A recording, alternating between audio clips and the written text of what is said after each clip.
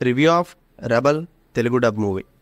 1980s time పీరియడ్లో college political కాన్సెప్ట్తో జీవి ప్రకాష్ గారు లీడ్ రోల్ చేసిన ఈ మూవీ లేటెస్ట్గా ప్రైమ్ ఓటీటీలో రిలీజ్ అయింది. సో ఇంకా మూవీ చూసాక నాకైతే ఓటీటీలో కాబట్టి వన్ టైం వాచబుల్ అనొచ్చు, బట్ ఓవరాల్గా చూస్తే నాకు నచ్చలేదు.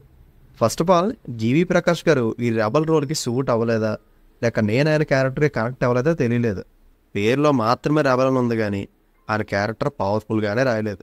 ఇంకా మాట్లాడుకుందాం, కానీ ఒకసారి మూవీ ప్రిమైస్ చూస్తే కొంతమంది తక్కువ జాతి వాళ్ళు చదువుకోవడానికి పల్లెటూరు నుంచి సిటీకి వచ్చి కాలేజీలో జాయిన్ అవుతారు. అక్కడున్న 2 కమ్యూనిస్ట్ పార్టీలు వాళ్ళని అవమానించడం, ర్యాగ్ చేయడం, స్లేవ్స్లా ట్రీట్ చేయడం లాంటివి చేస్తుంటారు. వీళ్ళకి బుద్ధి చెప్పడానికి ఒక వ్యక్తి రెబల్గా మారి రైట్స్ అండ్ జస్టిస్ కోసం ఎలా ఫైట్ చేశాడు అనేది సినిమా కథ. బేసిక్గా ఇలాంటి కథలు చాలా ఓల్డ్ అయిపోయాయి. సో ఏదో ఒక యూనిక్ పాయింట్ అందులో ఉంటేనే మన అటెన్షన్ని సీక్ చేస్తాయి అండ్ మనకి డిఫరెంట్ ఎక్స్పీరియన్స్ వస్తుంది. బట్ అన్ఫార్చునేట్గా ఈ మూవీలో అవి ఏమీ లేవు. ఫస్ట్ నుంచి చివరి వరకు మనం ఎలా అయితే కథను ప్రొడక్ట్ చేస్తామో అదే స్క్రీన్ మీద జరుగుతూ వెళ్తుంది.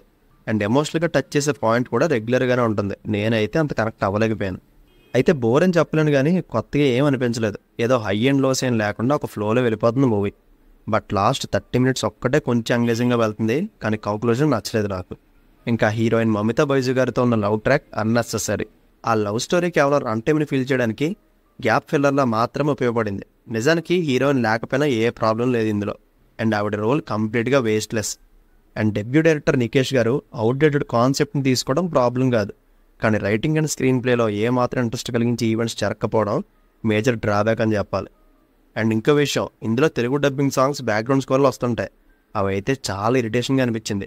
సినిమాలో ఉన్న కాస్త సోల్ కూడా మిస్ అవ్వడానికి ఇదే కారణం. నా సజెషన్ ఏంటంటే తమిళ్ లిరిక్స్ని తెలుగు డబ్ చేసే బదులు తమిళ్లోనే అలా ఉంచాల్సింది.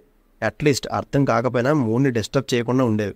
ఇంకా యాక్టింగ్ వైజ్ ఎవరికంత స్కోప్ ఉన్న రోల్స్ ఏం కాదు, సినిమాటోగ్రఫీ బాగా అనిపించింది. అండ్ ఫైనల్గా కంప్లీట్ డైరెక్టర్స్ ఫాల్ట్ ఇది. Outdated writing and proceedings. చూడాలనుకుంటే చూడండి, as your wish. Adult content అనేదే ఉండదు. తెలుగులో ప్రైమ్ ఓటీటీలో స్ట్రీమ్ అవుతుంది. అండ్ ఈ మూవీకి నేను ఇస్తున్న rating 2.25 out of 5. So see you in the next video. Take care friends. Thank you.